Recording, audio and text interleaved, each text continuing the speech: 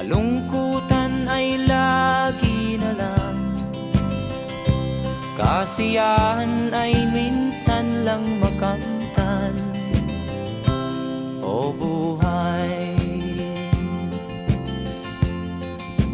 kahit sa mga mayaman ay di lubos ang kanilang kasiyahan.